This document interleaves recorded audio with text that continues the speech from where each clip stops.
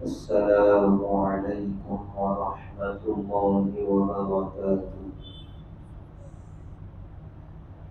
نحمده ونصلي على رسوله الكريم اما بعد قابل قدر محترم حضرات معزز نوجوان ساتھیوں ہفتہ واری اس درس حدیث میں گزشتہ دو اتوار سے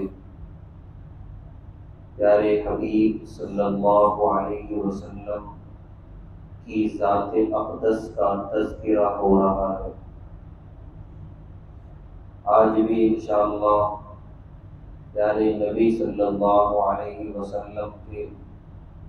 پاکیزہ اخلاق، آپ کے پاکیزہ اعمال اور عادتیں انشاءاللہ اس کا ترجمہ ہوگا۔ پہلی روایت جس کے راوی ہیں حضرت انس رضی اللہ تعالی عنہ، فرماتے ہیں خدمت النبی صلی اللہ علیہ وسلم 10 سنین، کہ میں نے اللہ کے رسول صلی اللہ علیہ وسلم کی 10 سال خدمت کی۔ فما قال لی اف، ان 10 سالوں میں آپ نے مجھے کبھی اف بھی نہیں کہا۔ اف کا مطلب کسی آدمی پر حد سے زیادہ غصہ، کسی کے کام پر بہت زیادہ ناراضگی، یا کسی کی خدمت سے اکتاہٹ، ایسے مواقع پہ اف کا لفظ استعمال ہوتا ہے۔ تو پیارے نبی صلی اللہ علیہ وسلم نے کبھی مجھے اف بھی نہیں کہا۔ ولا لما صنعت، اور کبھی یہ بھی نہیں کہا کہ تم نے ایسا کیوں نہیں کیا۔ ولا الا صنعت، اور یہ بھی نہیں کہا کہ تم نے ایسا کیوں کر دیا۔ تو حضرت انس رضی اللہ تعالی عنہ بچے تھے، ایک مرتبہ نہیں 100 مرتبہ ان سے غلطی ہوتی رہی ہوگی، لیکن اتنا برداشت، اتنا تحمل، اتنا مزاج میں صبر پیارے نبی صلی اللہ علیہ وسلم کے کہ ہر غلطی نظر انداز، معاف، درگزر، کسی غلطی پر ایسی پکڑ نہیں کہ ایسا کیوں کیا، ایسا کیوں نہیں کیا، ایسا لفظ استعمال نہیں کیا۔ محدثین لکھتے ہیں کہ جب غلطی ہوئی ہوگی حضرت انس رضی اللہ تعالی عنہ سے، تو پیارے نبی صلی اللہ علیہ وسلم نے ضرور اصلاح کی ہوگی۔ غلطی ہوئی اور کچھ نہیں بولنا تو بچہ غلطی ہی کرتا چلا جائے گا، غلطی پر اصلاح ہونی ہے، یہ بھی حدیث میں سکھایا پیارے نبی صلی اللہ علیہ وسلم نے۔ لیکن وہ کیا طریقہ رہا ہوگا اصلاح کا کہ جس میں یہ لفظ ہی نہیں ہے کہ ایسا کیوں کیا، میں نے کہا نہیں تھا، یہ لفظ ہے ہی نہیں، اس کے بغیر آپ اصلاح کر رہے ہیں، کتنا محبت بھرا انداز رہا ہوگا۔ چنانچہ خود حضرت انس رضی اللہ تعالیٰ فرماتے ہیں ایک مرتبہ مجھے پیارے نبی صلی اللہ علیہ وسلم نے کسی کام سے بھیجا، کہہ رہے میں بچہ تھا، گھر سے باہر نکلا، بچے کھیل رہے تھے، میں بھی کھیلنے لگا اور کافی دیر ہو گئی،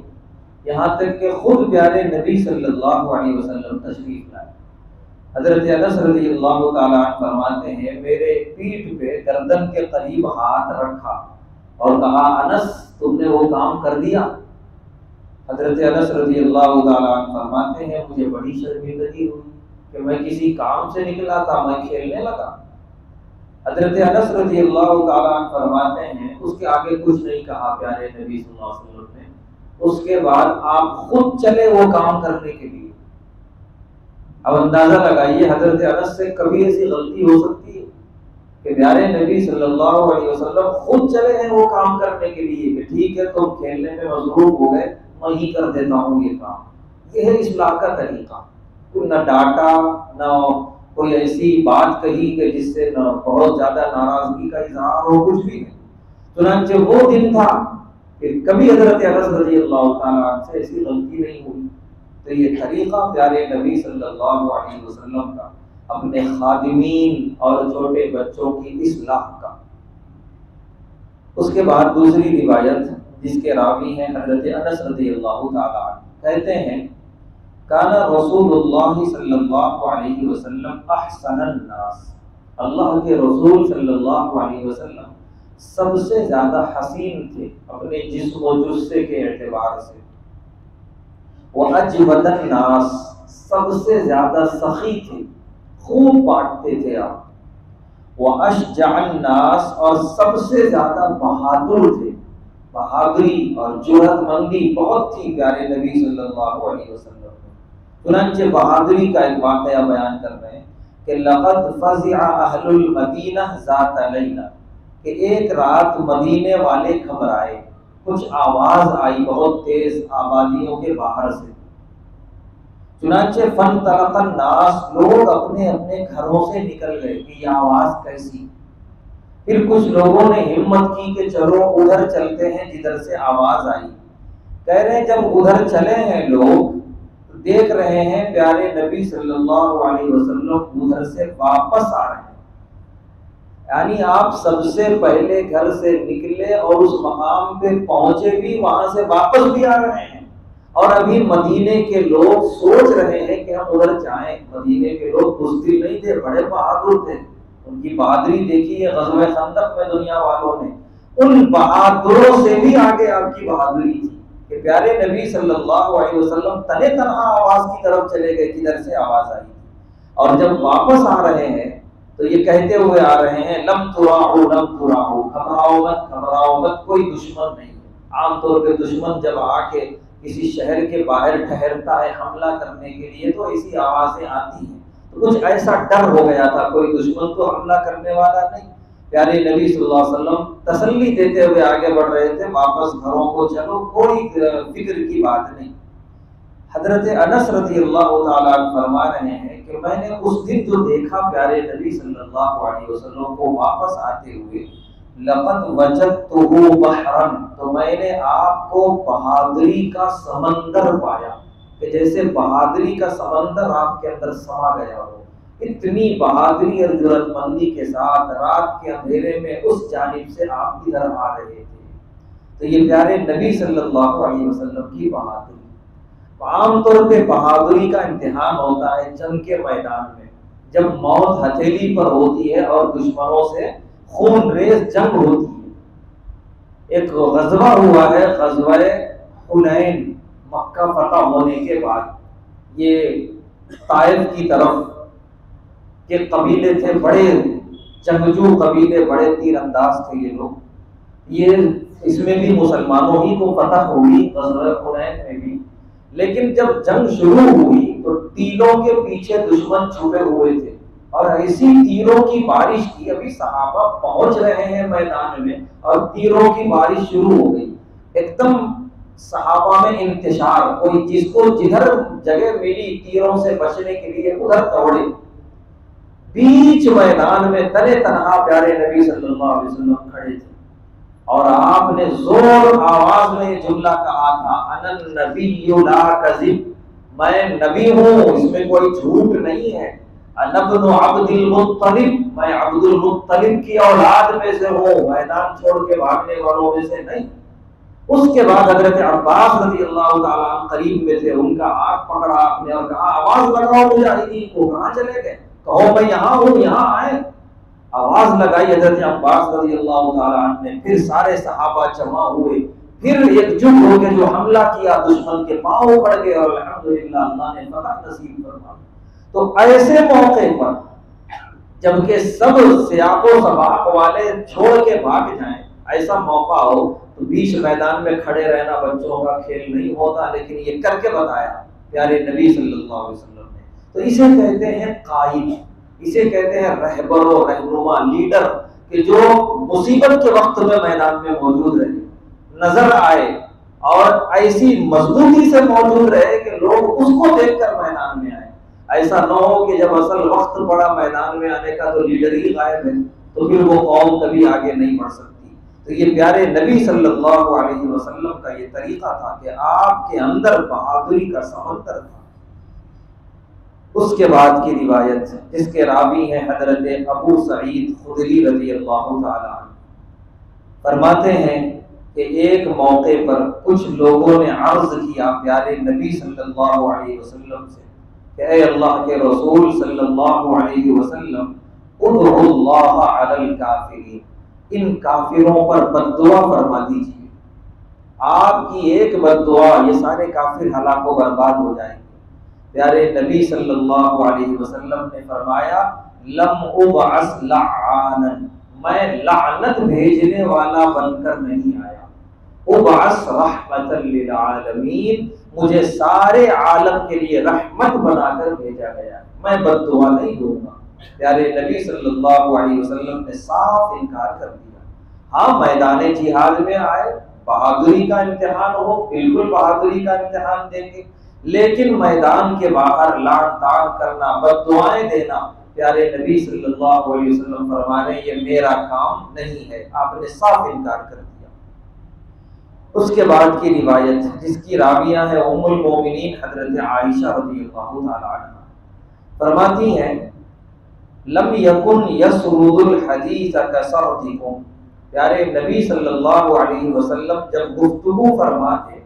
تو تم لوگوں کی طرح تیز تیز نہیں بولتے تھے، اپنے شاگردوں سے کہہ رہی ہیں حضرت عائشہ رضی اللہ تعالیٰ عنہ، ولیکن کان یحدث حدیثا، لیکن جب آپ گفتگو کرتے اتنا ٹھہر ٹھہر کے اور صاف صاف بولتے کہ لو عدہ العاد لاحصى، کہ آپ کے پاس بیٹھا ہوا اگر آپ کی بات کو گننا چاہے تو گن سکتا ہے کہ اتنی دیر میں آپ نے کتنی باتیں ارشاد فرمائی، آرام سے گن سکتا ہے۔ تو جب گن سکتا ہے تو یاد بھی رکھ سکتا ہے، جب یاد رکھ سکتا ہے تو عمل کرنے میں بھی آسانی ہوگی۔ تو پیارے نبی صلی اللہ علیہ وسلم کا یہ انداز تھا کہ آپ بہت تیز یا بہت لمبی لمبی گفتگو نہیں کرتے تھے، مختصر جملہ ہوتا تھا اور انتہائی صاف انداز میں آپ گفتگو فرماتے تھے کہ سامنے والے کے ذہن میں اچھی طریقے سے وہ بات اتر جائے۔ اس کے بعد کی روایت اس کی بھی راویہ ہے ام المومنین حضرت عائشہ رضی اللہ تعالی عنہ، فرماتی ہیں ما رأیت النبی صلی اللہ علیہ وسلم مستجمعا قط ضاحکا،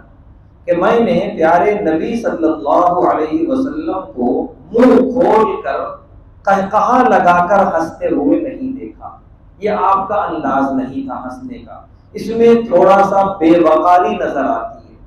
ہاں حتیٰ کان وانما کان یتبسم، کہ پیارے نبی صلی اللہ علیہ وسلم مسکراتے تھے، مسکرانے میں وقار ہے، خوبصورتی ہے۔ تو پیارے نبی صلی اللہ علیہ وسلم کے خوشی کے اظہار کا طریقہ یہ تھا کہ آپ مسکرا دیا کرتے تھے اور آپ اکثر مسکراتے رہتے تھے، ایسا بھی نہیں کہ زور سے نہیں ہنس رہے ہیں تو ایک دم ہی چہرہ بسور کے بیٹھے ہوئے ہیں، یہ بھی نہیں، مسکراہٹ آپ کی سنت ہے۔ یہاں تک کہ جو پہلی مرتبہ آپ سے ملتا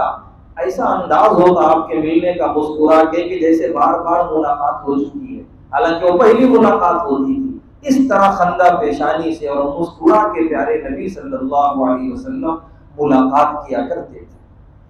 اس کے بعد کی روایت جس کے راوی ہیں حضرت خارجہ بن زید بن ثابت، کہتے ہیں دخل نفر علی زید بن ثابت، کہ حضرت زید بن ثابت رضی اللہ تعالیٰ عنہ کے پاس کچھ لوگ آئے، تابعین آئے صحابی کے پاس، آ کر انہوں نے کہا صحابی رسول سے حدثنا، کچھ ہمیں بیان کیجیے حدیث پیارے نبی صلی اللہ علیہ وسلم کے بارے میں۔ تو حضرت زید بن ثابت رضی اللہ تعالیٰ عنہ فرماتے ہیں کنت جارہ، میں پیارے نبی صلی اللہ علیہ وسلم کا پڑوسی تھا مدینہ طیبہ میں۔ اب پڑوسی ہیں تو بہت قریبی ہیں، ہر صبح و شام دیکھتے ہوں گے پیارے نبی صلی اللہ علیہ وسلم۔ فرماتے ہیں کہ اذا ذکرنا الدنیا، ہم پیارے نبی صلی اللہ علیہ وسلم کے پاس بیٹھ کر اگر کبھی کسی دنیا کی نعمت کا تذکرہ کرتے ذکرہا معنا، آپ بھی ہمارے ساتھ اس نعمت کا تذکرہ کرتے، یہ بڑی اچھی بات۔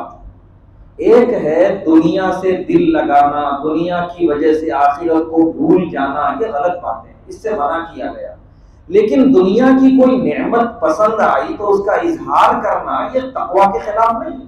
آدمی بیٹھے بیٹھے کہے کہ مجھے سیب بہت پسند ہے تو کوئی غلط بات نہیں ہوئی ہے، اللہ کی نعمت ہے، اس کا اظہار کر رہا ہے۔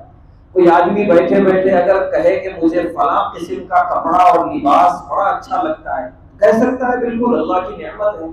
تو پیارے نبی صلی اللہ علیہ وسلم کے بارے میں حضرت زید بن ثابت رضی اللہ تعالیٰ عنہ فرما رہے ہیں کہ اتنے متقی کہ آپ سے زیادہ تقوی دنیا میں کسی کو نہ ہے نہ ہو سکتا ہے، اس کے باوجود بھی ہم اگر کبھی کسی دنیا کی نعمت کا تذکرہ کرتے تو آپ بھی حصہ لیتے۔ یہ اصل چیز ہے۔ تھوڑی دیر کے لیے فرض کیجئے کوئی آدمی، کوئی متقی قسم کا آدمی یہاں بیٹھا ہے، ہم وہاں بیٹھ کر ذرا سا کچھ دنیا کا تذکرہ کر دیے، دنیا کی کوئی نعمت چاہے کھانے کی ہو، پہننے کی ہو، برتنے کی ہو، ایک دم اس نے لاہور پڑھ کے منہ موڑ لیا، استغفر اللہ، تو دنیا کی باتیں کر رہے ہو، یہ چیز صحیح نہیں، یہ تقوی نہیں ہے، یہ اسلام نہیں ہے۔ بھائی اسی دنیا میں رہ رہے ہو، اسی دنیا کا رزق کھا رہے ہو، اسی دنیا کا لباس پہن رہے ہو، تو بغیر تذکرے کے ہوگا کیسے؟ پہننا اور کھانا کیسے ہوگا؟ تو پیارے نبی صلی اللہ علیہ وسلم نے نہ یہ فرمایا کہ دنیا ہی کو سب کچھ سمجھ لو، اور نہ یہ فرمایا کہ دنیا کا تذکرہ ہی حرام ہے، نہیں، بیچ بیچ کا راستہ آپ نے نکالا کہ دنیا سے جتنی ضرورت ہے اتنا فائدہ اٹھا لو، باقی آخرت کو ترجیح دو۔ بڑی اچھی بات ارشاد فرمائی، مزاج بتایا، مزاج نبوی، کہ پیارے نبی صلی اللہ علیہ وسلم ہمارے ساتھ دنیا کی نعمت کا تذکرہ کرتے تھے۔ وَإِذَا ذَكَرْنَا الْآخِرَةَ، اور جب ہم آخرت کا تذکرہ کرتے، ذکرها معنا، تو آخرت کا بھی آپ تذکرہ کرتے ہمارے ساتھ، آخرت کی باتیں بھی ہم کو بیان کرتے۔ فَكُلٌّ هَذَا أُحَدِّثُهُ، ہر بات پیارے نبی صلی اللہ علیہ وسلم ہم سے کیا کرتے، اور ہم ہر بات پیارے نبی صلی اللہ علیہ وسلم سے کیا کرتے تھے۔ یہ ہوتا ہے قائد جو اتنی کشادگی رکھے اپنی مجلس میں کہ ایک آدمی ہر طرح کا مشورہ کر سکے، ہر طرح کی بات کر سکے۔ ایک دم دنیاوی باتوں کو حرام کہہ کے اس کا پابندی لگا دی گئی تو پھر آدمی کا زندگی گزارنا مشکل ہو جائے گا۔ سارے مشورے آدمی دنیا کے ہی تعلق سے کرتا ہے، اپنے اہل و عیال، اپنے بچوں کی تعلیم، اپنے مستقبل کے بارے میں۔ تو پیارے نبی صلی اللہ علیہ وسلم نے پوری کشادگی رکھی تھی اپنی مجلس میں کہ یہ ساری چیزوں کا تذکرہ کر سکتے ہیں۔ آخری حدیث، حضرت عبداللہ بن سلام رضی اللہ تعالی عنہ ارشاد فرماتے ہیں، کان رسول اللہ صلی اللہ علیہ وسلم اذا جلس، کہ اللہ کے رسول صلی اللہ علیہ وسلم جب بیٹھے ہوتے تھے، یتحدث، اور گفتگو کرتے تھے، یکثر ان یرفع طرفہ الی السماء، تو آپ اپنی نگاہ کثرت سے آسمان کی طرف اٹھاتے، بیٹھ کر گفتگو کر رہے ہوں تو کثرت سے آپ آسمان کی طرف دیکھتے، انشاءاللہ کہنا ہے تو اللہ آسمان کی طرف، کیونکہ اللہ کا ذکر ہے، اللہ عرش پر ہے، استغفر اللہ کہنا ہے تو آسمان کی طرف، ہر ایسے ذکر کے ساتھ آپ آسمان کی طرف دیکھتے۔ وَإِذَا مَشَى، اور جب آپ راستے میں چل رہے ہوتے تو اپنی نگاہوں کو نیچی رکھتے تھے، تو چلتے ہوئے آپ کی نگاہیں نیچی ہوتی تھی، اور مجلس میں بیٹھے ہوتے تھے تو آپ کی نگاہ بار بار آسمان کی طرف اٹھتی تھی۔ یہ سنت ہے پیارے نبی صلی اللہ علیہ وسلم، اور بھی آپ کی پیاری عادتیں اور پیارے طریقے ہیں، انشاءاللہ آئندہ اتوار اس کا ترجمہ ہوگا۔ اللہ تعالیٰ سے دعا ہے اللہ تعالیٰ ہم تمام کو اپنے پیارے حبیب صلی اللہ علیہ وسلم کے طریقے کو اپنانے کی توفیق عطا فرمائے، انہی کے نقش قدم پر زندگی گزارنے اور انہی کے بتائے ہوئے طریقے پر اس دنیا سے جانے کی توفیق عطا فرمائے۔ وآخر دعوانا الحمد للہ رب العالمین۔